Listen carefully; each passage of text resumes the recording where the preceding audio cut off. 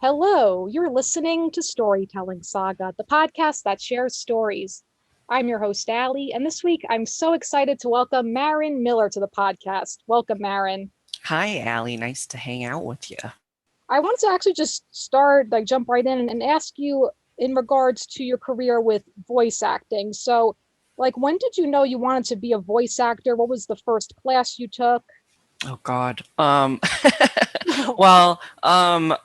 I actually first started getting into acting. Like I realized it was something that you could like do as a job and get paid for when I was about 9 or 10, I think. I saw like the Phantom Menace, and I was like, oh my god, those people make movies, and there's all sorts of fantastical things that go on. And then like I think Patch Adams came out, and there was a scene where he was like he swam in a pool of spaghetti with an old woman or something like that, and for whatever reason the child me was very interested in getting paid to do that. So yeah, I've been trying to, or I started auditioning and stuff when I was about, I want to say 12 or 13. That's when my parents started being like, okay, I think she means what she says. And then I kept auditioning and trying out for stage and on camera and stuff, but I've always been very tall and haven't really never really looked my age until I was well into adulthood. So I didn't have much luck with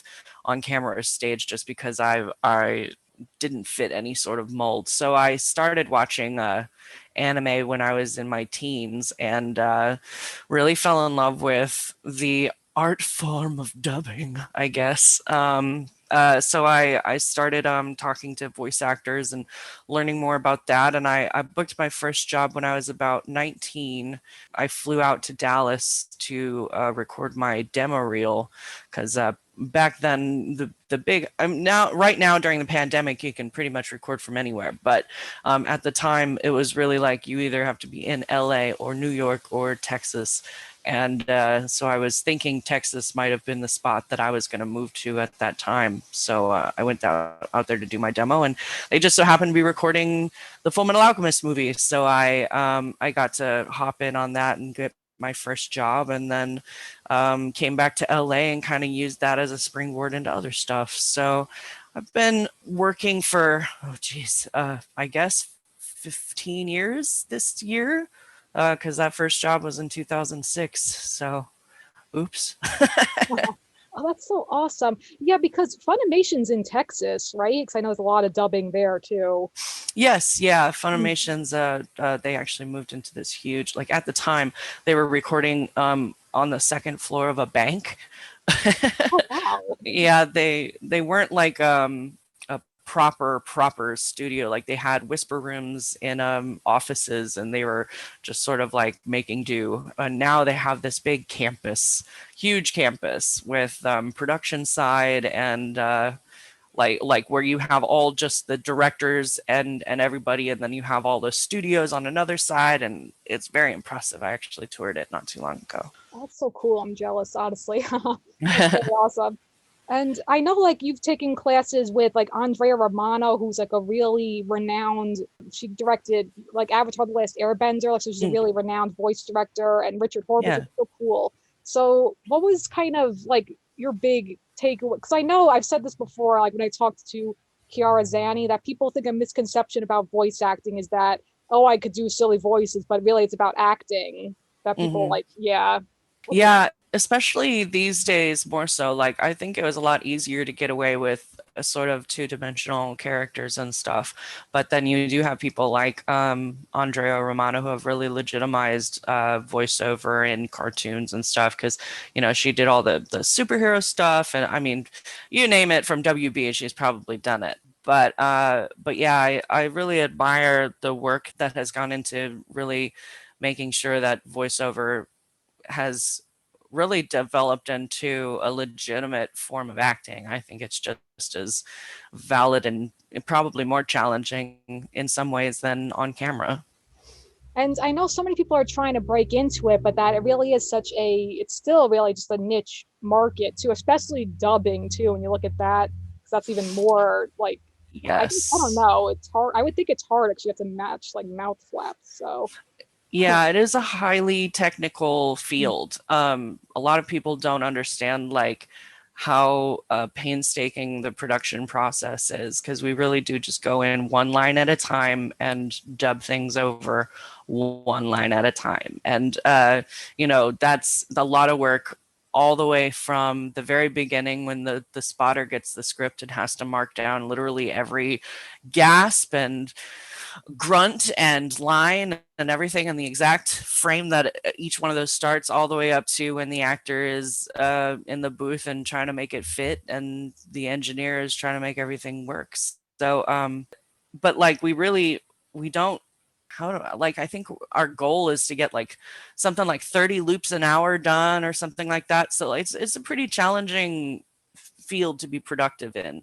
And I think a lot of people don't really appreciate the sheer amount of work that it takes to get a dub from beginning to end.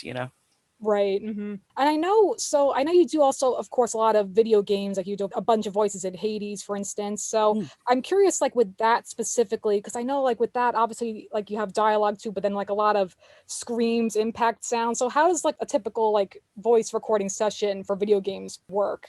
Well, the nice thing about video games, or at least in the case of Supergiant, everything was all, what's the word? Like that, I just needed to record. So I literally was just when I first booked it, I just was standing in my closet and I'd have a script, and then Darren would be on the phone and he'd give me some direction, and usually within about 2 or 3 4 takes we'd be able to get something nailed down, whereas anime is so much more technical because you have to have the picture in front of you in order to see the lip flaps, and there's a lot more timing, whereas with Hades there was pretty much unlimited freedom to do whatever I wanted with those characters, which was really nice. I fucking loved Alecto.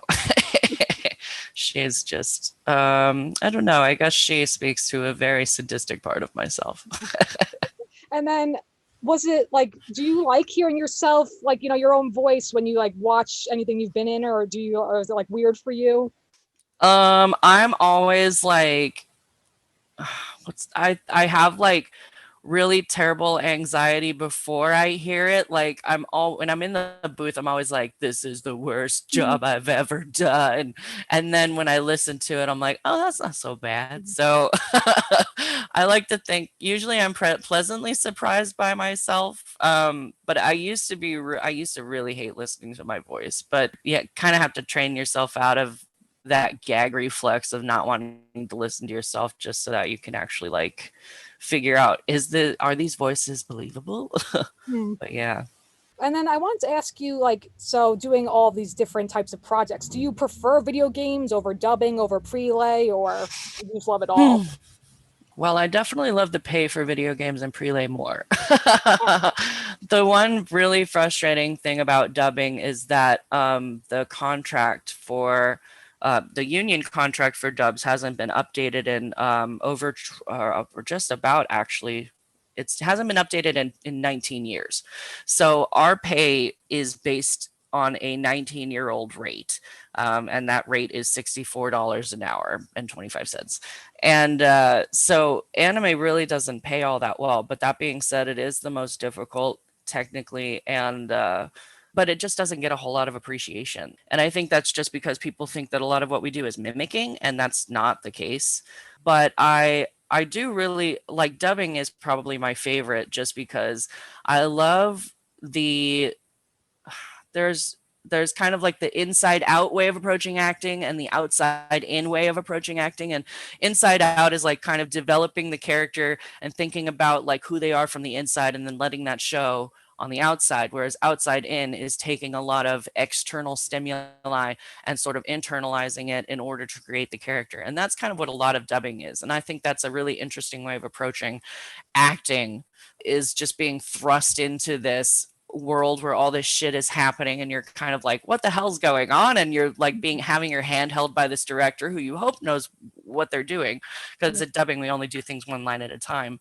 But I also really like I've always been really fascinated by language, so I always consider myself very fortunate if I get to work on a project with a language that I've never heard before.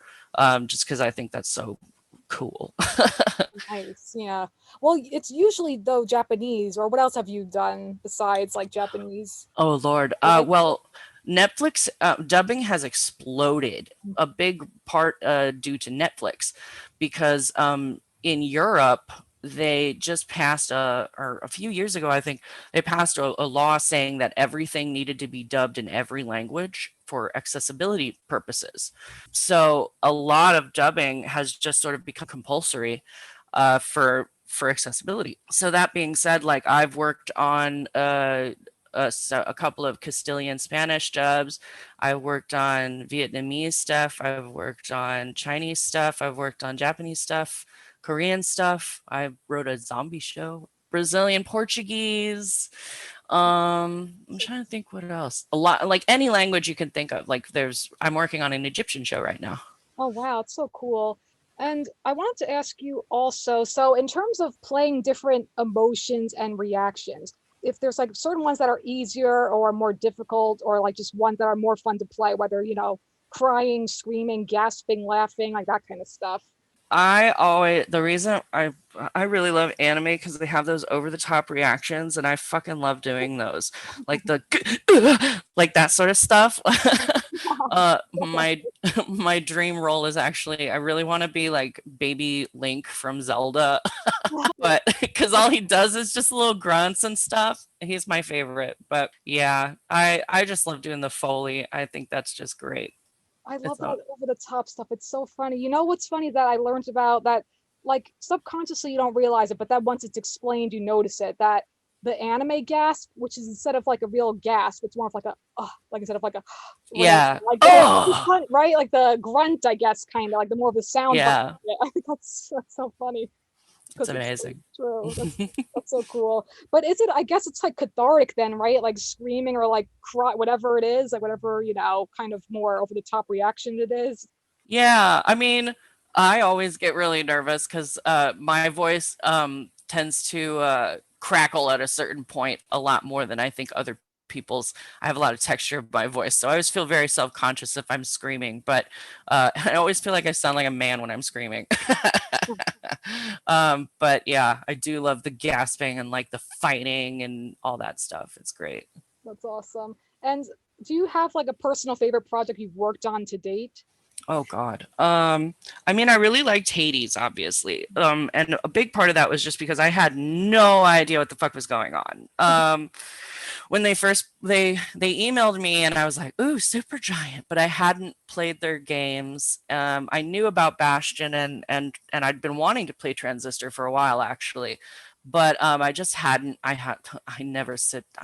I have the list. We all have the list, and the list never gets touched. You know what I mean? Like, oh yeah, I'll definitely watch that. I'll definitely play that, and then you just fucking forget about it, and it never happens.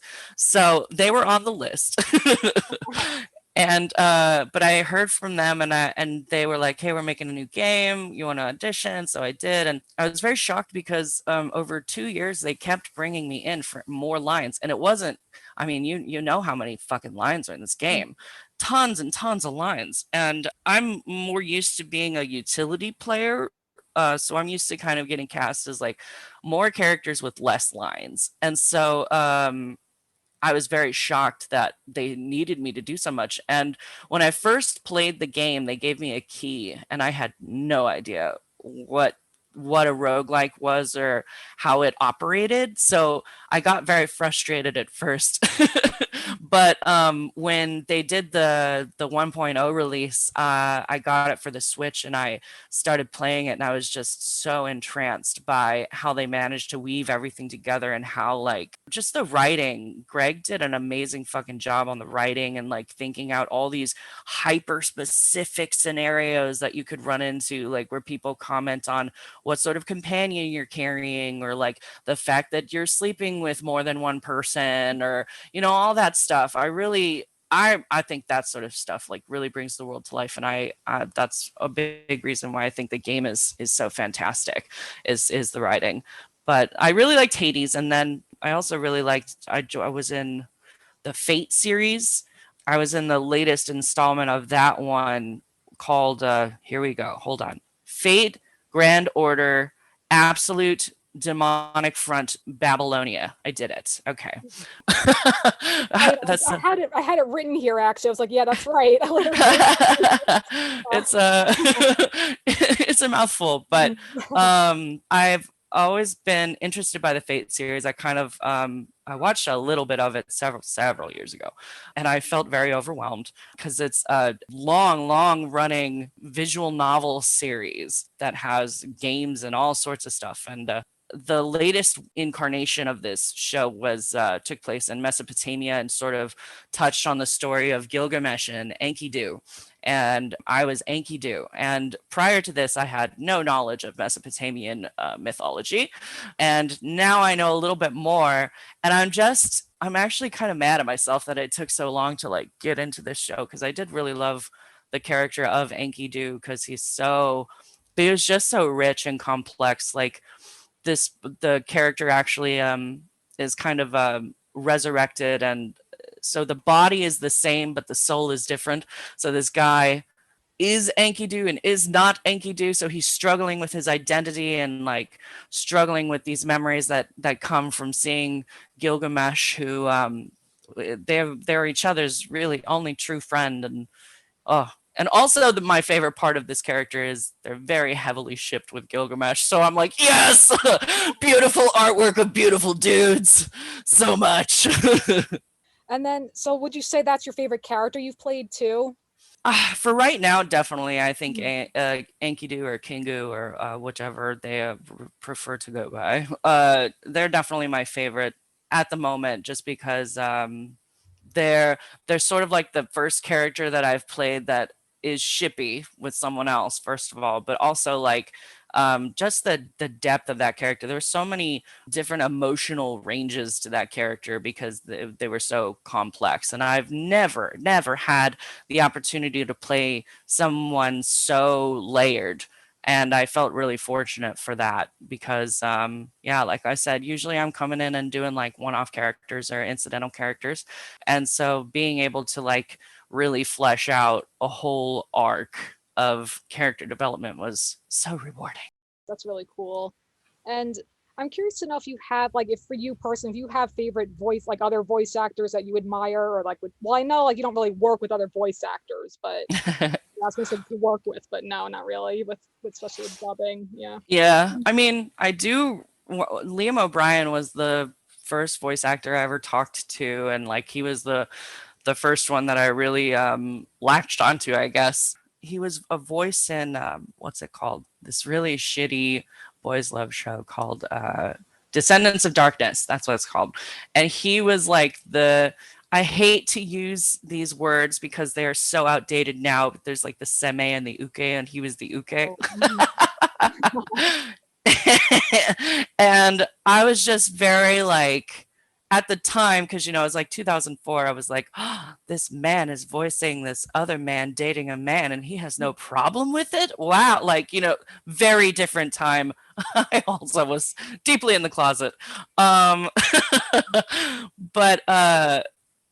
I really loved him and I wanted to talk to him about, working on that show. So I started emailing him and being like, hello. And he actually responded to me. So he actually was a big help in like sort of pointing me in the right direction to where to go. And I've always been very indebted to him, and he's doing great right now. He's obviously with all the Critical Role stuff, and I'm real happy for him. But I also love Jamison Price has an amazing voice. So amazing, so beautiful. And I was actually just going through some clips last night. I'm pulling for reels so I can market myself. God, Max Middleton. I've never really heard him. Like I watched him work a little bit, but watching someone work and seeing their finished results fully mixed in a show is very different. And God, he's so talented. Like he was voicing two completely different characters in two different shows, and they just sounded like two very different people, even though the range was very similar. I was super impressed.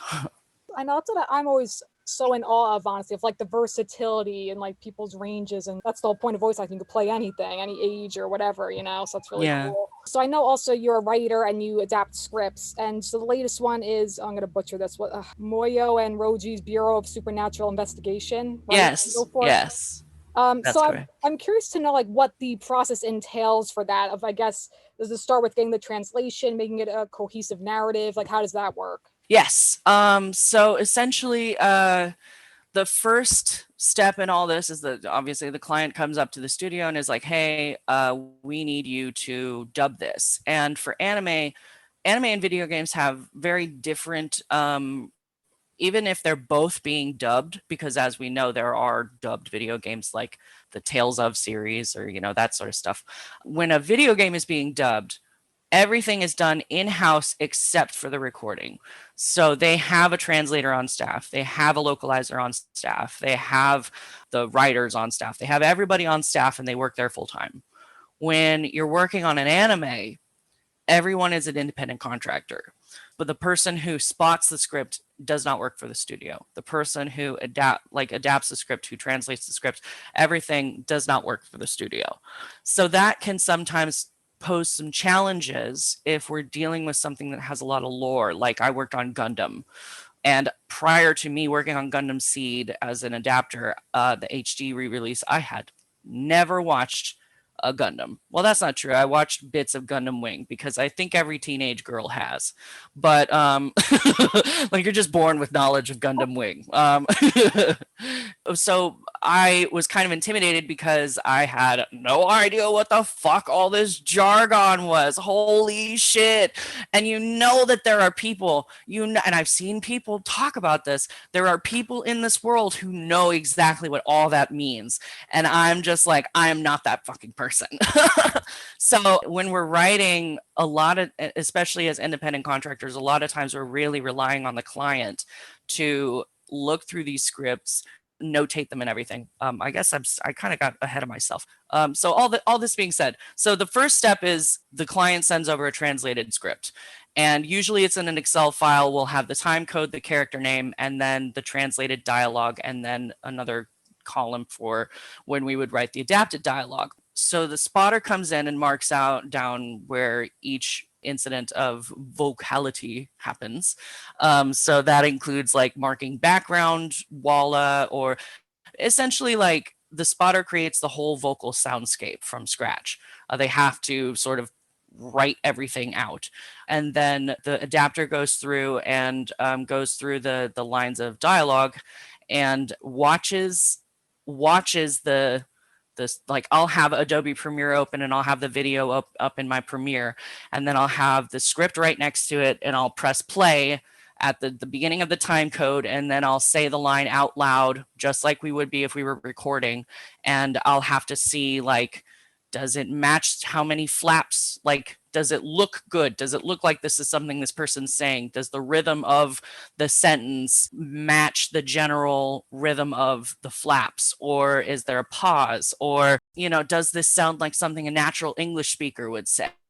That's a big challenge. I'm actually cleaning up a script that was not written by a natural English speaker right now.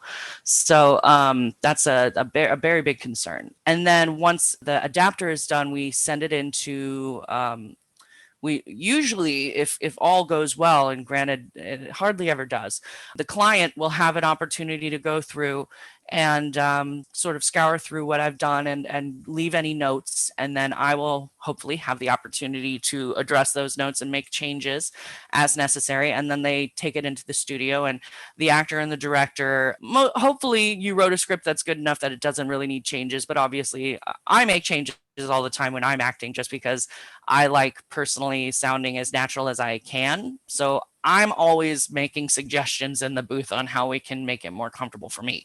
So sometimes even the script that the adapter sends is not the final product that ends up going in the show. And then once that's done, kind of starts going into post-production, they start mixing it. They have to, what's the word? You also have to get like a subscript together. That's something else that I needed to do when I worked from production. So you need to like write down any changes that happened in the lines and watch through and make sure nothing's missing. And it's a long process. Yeah. What is like the typical turnaround time for that? It's like a lot. Yeah. I have not actually worked on something from the very beginning all the way through to the end. Like my instances of working production are either very early on with spotting and adaptation, or I worked production in studio for a little bit for NYAV Post. And when they were working on like Cannon Busters, I think. But I feel like I know, like sometimes Netflix is actually kind of killing me. Killing everybody because their deadlines are just so tight. So a lot of time, a lot of Netflix projects are being kind of autocast right now, or not autocast, but cast as quickly as possible. And it's a lot of like fast, as fast as you can. Like with Muhyo and Roji, I had originally was approached to write, I think, 6 scripts in 4 weeks, something like that. So normally I'd say if I had the amount of time that I wanted, I'd get 3 to 4 days per 24-minute script. But more and more these days, it seems like people want an entire script written in one day. And that's 450 lines on average. That's a lot of work. Yeah. That's the thing too. I know you mentioned this, that like it's not necessarily like a script in terms of a screenplay. It's more so kind of like it's table, right? Like, and then like separating the lines. Is it like you do it in Excel or? Yes, most of the places I've worked at have done it in Excel. Places that I want to make a joke so bad, but I won't. Places that don't. Well, I've also worked with Word, which is more difficult. I'll put it that way. Okay. And then there are even dubbing specific programs that people use, like VoiceQ or ZooDubs. Or ZooDubs is really interesting because that one's just browser based, and they just record everything in the browser and write everything in the browser and stuff. So that's kind of neat. But yeah, so it really depends on your production house where you're working at. And whether or not I also find that production houses that have stronger ties to European clients, they tend to use what's called like, because there's the Excel thing, and that's just, you write it down in an Excel document, and then you have your actor looking at the Excel document, looking at the screen, and then speaking the words on the Excel document. There's other programs that actually put the line on the screen and play it out like a karaoke. So whoever the pre-production person was, in this case, the time coder, would go through and mark all of these in the program, all of the reactions and all of the lines in the program, and then stretch them out for the appropriate amount, the length of the line. So you can physically see how long the line is. You can physically see where maybe some of the words go. It's really fascinating. And it's beautiful when you're given enough time to actually lovingly craft a script. But yeah. Yeah, I really love hearing about the process of all this. That's really cool. It's a lot of work though, but yeah, it's obviously satisfying when it's all comes together. That's cool. Yeah, it's like a very strange puzzle. That's how it feels, honestly, just to write in general, especially like rewriting and like, okay, what works, what doesn't. But then, as you said, with this, it's like there's so much content out there, and especially now, like with simul dub or whatever it's called, simulcasting, where it's airing in Japan and in America or wherever. So that's tough. Yeah. The simulcasting has really changed the market, not just for production, but also for voice actors. I know there's a lot of voice actors that are kind of grounded in they feel a little grounded in Texas because they're like, we can't go anywhere because we're a main character in this show and we have to record every week. And if we aren't in town, then we get in trouble. Wow, huh? Well, and then, but I know everything kind of shifted. Maybe things are going back now, but like when everything with the pandemics, people were like just working remotely, I guess. But yeah. Yeah, we haven't 100% switched back. Like, I mean, I personally am still recording everything from home. And I think even after the pandemic, like I invested in a nice like booth so I could record from home without worrying about noise or anything like that. And thankfully I had the room for it. So I personally will be trying to record from home as much as possible. But there is nothing like going into a studio to record because you're like, I don't have to worry about this shit. I can just stand here and watch TV and scream my head off. So I want to just ask you about like anime in general. So I'm curious to know, like, what was the first anime you watched? Oh Lord. I remember seeing Sailor Moon as a very young child and being like, "What the hell is up with their mouths?" Oh, that's funny. I did not understand the style. So I was kind of put off by it when I was very young. And then when I was about 10, I started watching Pokemon and was like, it's those mouths again, but there's cute animals. So I liked Pokemon. Pokemon was my first one. And then what really kind of triggered me into like, I guess because I didn't know that anime was adult stuff. I thought it was just for kids. So when I started watching Yu-Gi-Oh, I started watching that one and I was like, ooh, ancient Egypt. Oh, that's so cool. Oh, And then it has nothing to do with ancient Egypt. But then like after I started watching Yu-Gi-Oh, I was like, oh, what's this? Inuyasha. I don't know anything about Inuyasha. So I started watching Inuyasha. And yeah, and Trigun, Rurouni Kenshin. I started when like Toonami was it was after Toonami was a thing, but when Adult Swim was first kind of getting its legs. So that whole lineup was like what I grew up on. And then, obviously when you have the internet and you start you're like, ooh, like I watched or on Host Club as it was airing. I've downloaded the episodes like a bad person. I say having like bought 2 box sets of the show now, but but yeah, and Full Metal Alchemist was actually the show that got me my first job. I would go on AIM when that was still a thing, and oh we my God. had like we had an AOL Instant Messenger chat room every Saturday when Full Metal Alchemist would play, and we'd all get in there and we'd start talking, and some of the voice actors would pop in. So that's how I met the director, and then he knew that I was in town and pulled me in when I was there. Oh, that's so cool. My first anime I ever, well, I guess it was, well, no, well, I guess Pokemon, but really the first anime I watched and loved was Hamtaro, Oh actually. God. Yeah, like, we were like little kids, like me, my cousins, and my sister, and we didn't know what the hell because we were confused too. It's like why like their mouths move like up and down, like it's Yeah, we didn't understand that, but we just found it adorable. So I do like hamsters. yeah, right, exactly, talking hamsters. And and then I watched some Pokemon, but I never really kind of loved. I tried watching like when I was younger. I mean, like I watched a little of Inuyasha. My friend really loves Yu Yu Hakusho. Oh Hakusho, I yeah. don't know how to pronounce it still. Which I tried to watch. Like my favorite anime, like personally, my all-time favorite anime actually is Fruits Basket. That's Oh, mine. that's a good one. I was Have you like, watched the new one? I love the new one, and it's like almost Oh, done now, which is crazy. Like, I oh, know. I love I've it. only seen the first season. I haven't picked up the rest of it yet. I gotta binge it.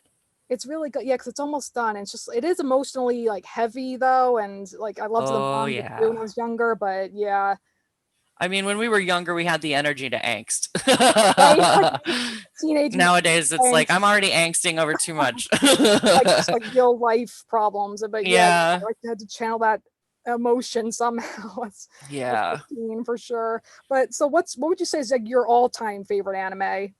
Ooh, I really love Gankutsuo, The Count of Monte Cristo. One of my favorites. It's so gorgeous. Done by Genion and Gainax, Genion before it went under. And it's just so beautiful. It's like I said, retelling of The Count of Monte Cristo, 5,000 years in the future and in space. And it's probably one of the most accurate, ironically, adaptations of The Count of Monte Cristo. The art style is so mesmerizing. Like I'm not sure if you're familiar with the that sort of style where the background is static and the character is moving along the background, and so the pattern on their clothing moves or doesn't move, but the character is moving. Oh, interesting. The Huh. whole show is animated like that. Hmm. Every texture, and every family has their own outline color, and like the just the visual direction on the show alone is amazing. And the thing that I like about it too, and this is a little self-indulgent, but it's a little more what's the nostalgic for me because the pacing is so different. Like I never realized how much I miss 24 episode anime these days until I watched Gankutsuo a few years ago, and I was like, wow, this show is really taking its time because it has the time to do that, whereas nowadays everything is in 12. So everything, like, I mean, I think 12 is pretty decent for telling a little story. But I wish we had more flexibility in the episode numbers these days, or at least more variation. But yeah, I love Gankutsu, and I also really love and this one's so fucking depressing, but I really love Now and Then, Here and There. I think it was released around 2000, and it's about a kid who gets sucked into a time warp and thrown like a million years in the future, where the world has run out of water, and the civilization is dying, and everyone is just sort of fighting each other. And it's about the horrors of war and child soldiers, and it's super sad, but my God, it's really good. Oh, it sounds interesting though. Yeah. That's I'd cool. say, it's like Grave of the Fireflies level depressing. Do you have, I'm actually curious, like, do you have like a guilty pleasure anime? Like, oh, this is like, but it's like you can't help but love it. I'm sure I do. I have so many. Where do I even start? I will say that my biggest guilty pleasure of the anime genre has to be boys love. Any boys love. I just fucking, I think it's so great. Although that being said, the frustrating thing about me for that genre is like how I feel like consent is a very different thing culturally, because a lot of anime that has boys love tends to be a little more aggressive. Like there's a lot more sexual aggression in it. So watching it now can be a little more frustrating than normal, I think. But I mean, then we have great shows like fucking Yuri on Ice, and then Skate isn't explicitly gay, but Skate is gay. Skate to Infinity is gay. But I think that those are really great shows. And also, I will say I just spent so much fun, and this is not anime, but there's a genre called danmei in China, and it's basically the same thing for male loving male fiction. But I just read this huge 5-book series, like epic fantasy series called Have an Official's Blessing, where like this god is rejected from heaven and nobody fucking likes him, and then he finds a ghost boyfriend and they're really hot together and they go on adventures. So I'd say that's probably my guiltiest pleasure. That's fantastic though. Oh my God, all the the shipping fodder. That's amazing. Hell yeah. I love it. So I did want to ask you about ships, and I specifically wrote, so I noticed your Twitter banner is Yuri and Victor from Yuri on Ice. So I love that you brought it up already, because actually I just watched that anime for the first time recently, and oh my God, I was It's blown so away. cute. It's like visually stunning, it's emotional, it's sensual, it's like a great story. Oh my God, I love it. It's everything. Yeah. I So adore good. that show. Oh, so good. And they are making, I don't know, they are making a movie, right? I don't know like when that's Yes. come out, but They released the teaser. Oh, how do I even? So they were originally going to release it in 2019. It got delayed, and then 2020 happened. And then late 2020, they released a teaser that had been released exclusively in Japan to the internet to be like, and they were like, "Hey guys, we're still fucking working on this movie." And that's the last we've heard. And I think that was November. So I'm just really hoping that, because I know Yamamoto, I read a lot about how hard she fought to get that show off the ground. Like, I think it took 5 years or something. And one thing that I really hate is when something that you didn't think was going to be successful is really successful. And then they're like, oh shit, we got to make the next one as fast as possible and capitalize on all this. And then they just kind of rush whatever it is, and it's a piece of crap. So it hurts. It hurts so much, and I want the movie so much. And young Victor is so beautiful, but I'm willing to wait. He's like, wow. I mean, I literally that first episode, I mean, he's just full on naked. I'm just like, oh, okay, it's one of these, like, I'm getting into, but it's fucking great. I'm on I lesson number 1. Here's my dick. Right? Oh my God. And that scene specifically in your Twitter banner, that's like when Yuri's drunk, and then like he didn't realize that he asked Victor to be his coach, and like they're just dancing and they're into each other. I love it. Oh my God. It's so precious. I have had that as my Twitter banner since episode 10 aired. Oh man, that's so awesome. It's just So honestly for like it's beautifully. Sorry, what were you gonna say? Oh, I was just gonna say at least 4 years. I was just gonna say too that it's like despite like the story too is just really beautiful about like self growth and like realizing your worth and like his determination, Yuri, and that like Victor, like that relationship is just so powerful. It really is. Oh my gosh. Yeah. No, I really loved Yuri on Ice for so many reasons. Like, I think the show has a universal message of self-love, obviously, but I think also Yeah. it's so important for artists to watch this show because I had actually just walked away from a fledgling opera career when I first started watching Yuri on Ice for many reasons, anxiety and it was too expensive and elitist. So I felt very frustrated with where I was at artistically when I first started watching Yuri on Ice. And ice skating and opera might not sound like they have a lot of things in common, but they're both highly physical. And I mean, opera singing, you use your whole body. Oh, it's exhausting. Granted, I'm not doing like quadruple flips or anything, but it's still pretty exhausting. And when you're training for opera, you spend so much time and money, thousands of dollars just on one song, just learning one aria. Oh. And then when you get your repertoire down, you spend however long going through competitions or auditions or whatever, singing those same songs that you have in your back pocket and you know that you can do and you know will work for you well. And I kind of identified with that when it came to like Yuri spending so many months just perfecting 2 routines and then doing the same 2 routines and just praying to God that everything goes okay every single time you start. Like you're just like, well, I don't know if I'm gonna hit this note, or well, I don't know if I'm gonna land this jump, but here we go. I'm fucking doing it. And like, learning how to value not just yourself, but like what you have to offer and the fact that like there's literally no one else that can do what you do the way you do it, I think is a message that certainly I as an artist didn't internalize well at the time until Yuri was like, Marin, what the fuck are you doing? Value yourself. But yeah, I love that show. And then the relationship between the two of them really reminded me of me and my husband as well, because he's got some problems with anxiety, and I'm the more outgoing, like, let's fucking have fun and go get hot pot and do this and do that. And he's like, I want to stay in my cave and look at my phone.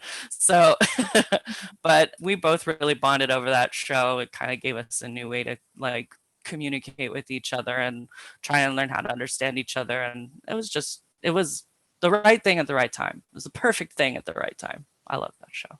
Nice. That's really sweet. And I know, obviously, I know you're a big Wrightworth fan. I like to switch gears now. You're a big Ace Attorney. Yeah.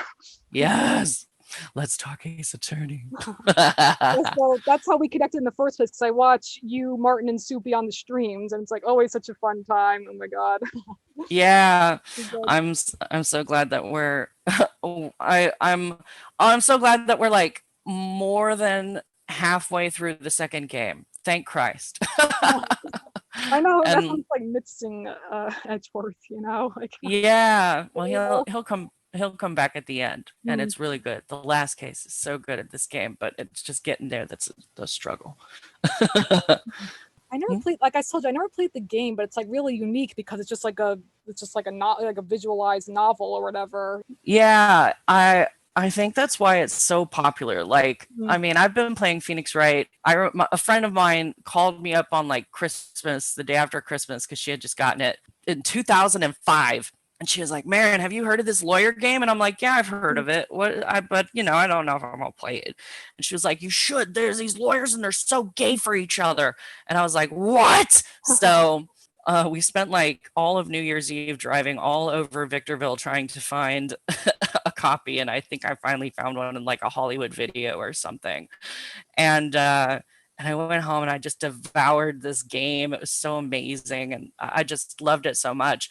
But ever since that time, because it had a very limited print run. And a couple of the subsequent games, Ace Attorney. So there's Ace Attorney 1, 2, and 3.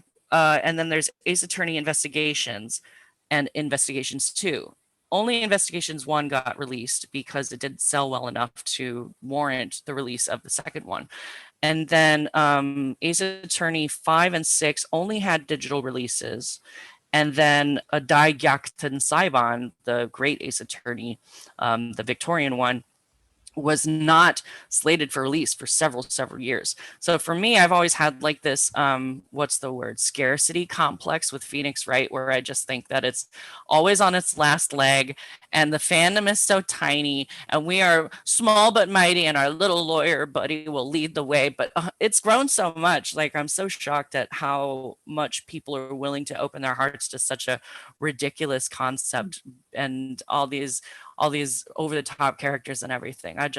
It makes me so happy because not only is the game just so ridiculous and obviously it reminds me of, I guess, simpler times, but I just think the whole script is just genius. I don't know. I really love it. I love everyone that works on those games. Have you seen the entire anime too, or no? No, actually, I didn't. I'm trying to be nice. I don't usually like anime adaptations of video games because the budgets tend to be a little wonky. Like, I feel like the animation in the Phoenix Wright, I'm very picky. Like, I either want it to be sprites or I want it to be that super slick like CGI from the games. Like, I don't want anime. I'm very, very picky. But yeah, I've seen the bloopers and like, oh god. He is funny. My favorite one is like when he's like holding this staff and he goes, "Can it fuck me?" And then Edgeworth just giggles and he goes, "Can it fuck me?" Like, that's just, to me, that's Phoenix Wright and Miles Edgeworth in a nutshell. But yeah. I did see the live action movie though, and that one was pretty interesting. I mean, it's ridiculous because I don't know. Huh?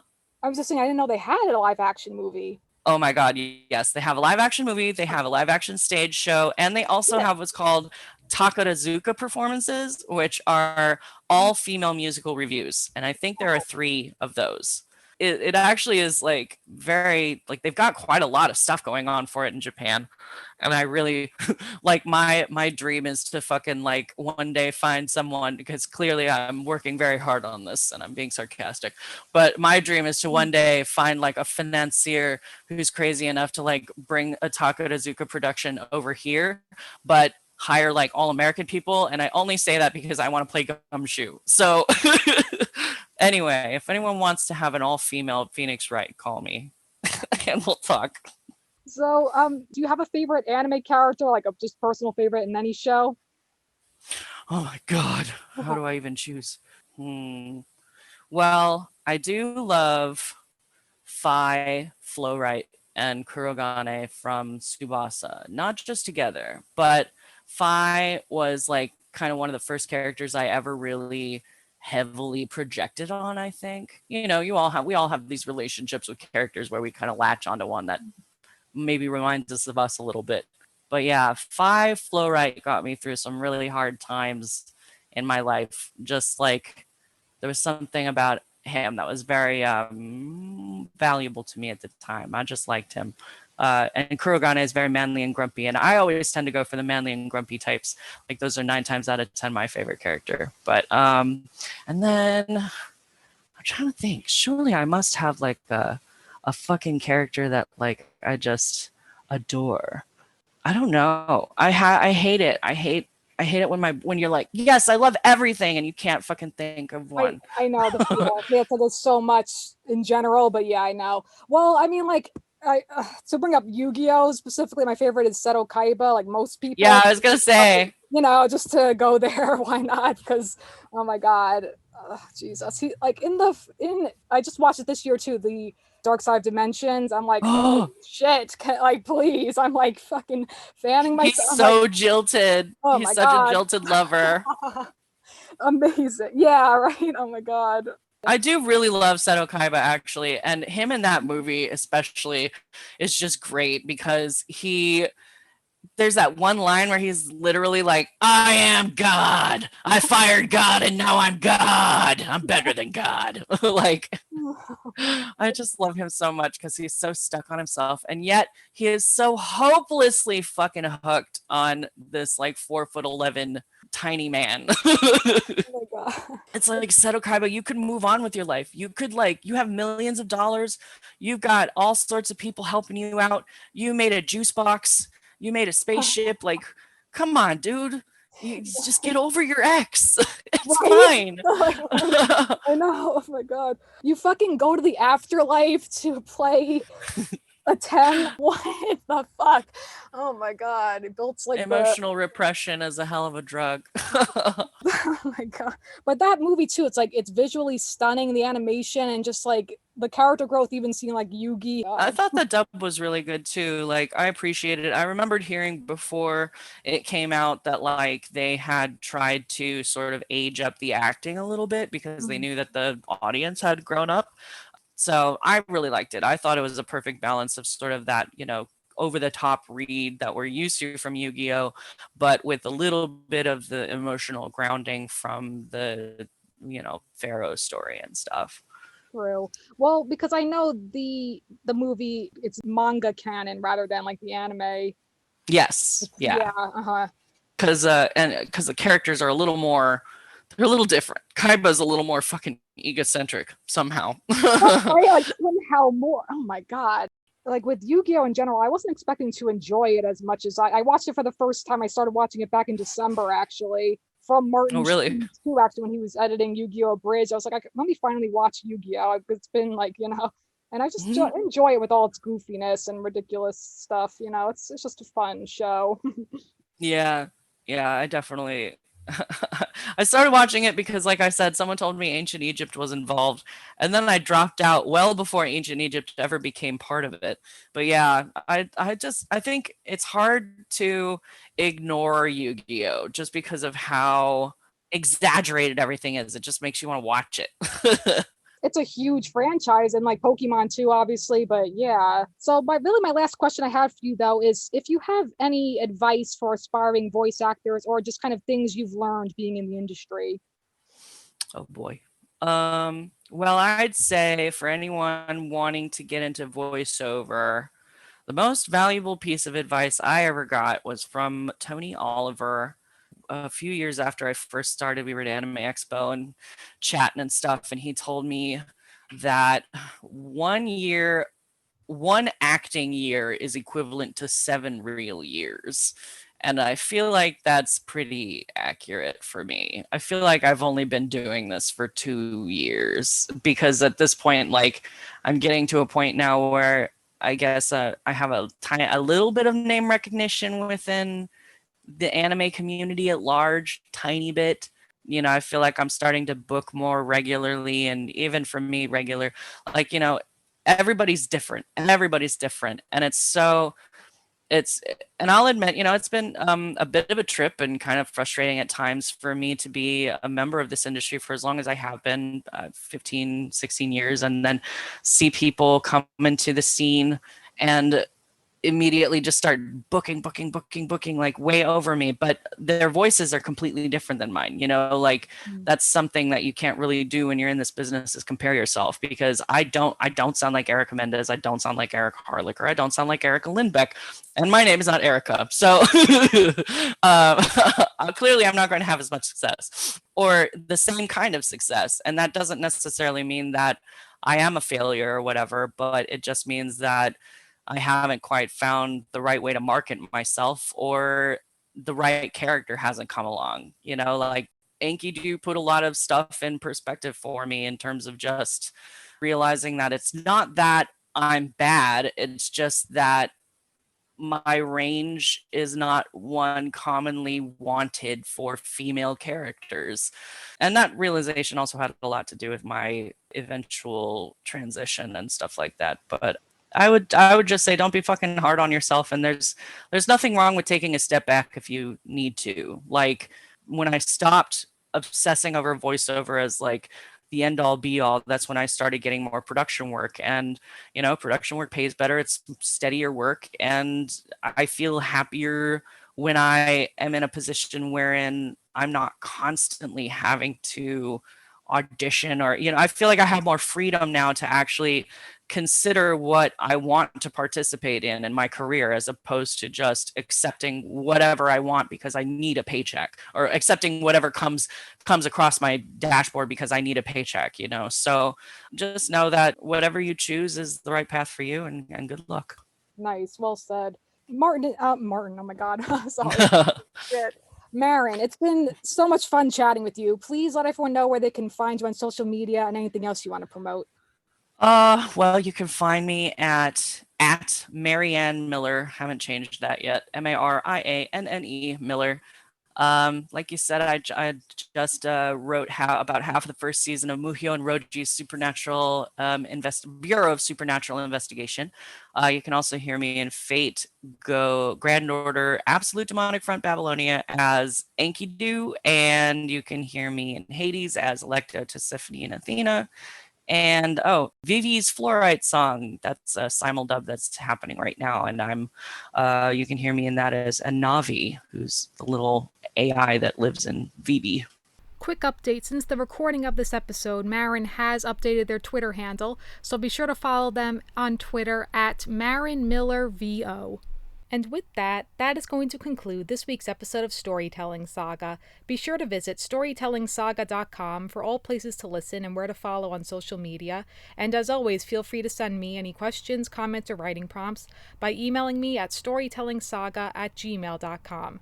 I will be taking next week off, and I will be back the following week. When I do, can you bring me my chapstick? Because I will be discussing Napoleon Dynamite. Until then, thank you for listening, and remember, write what you love.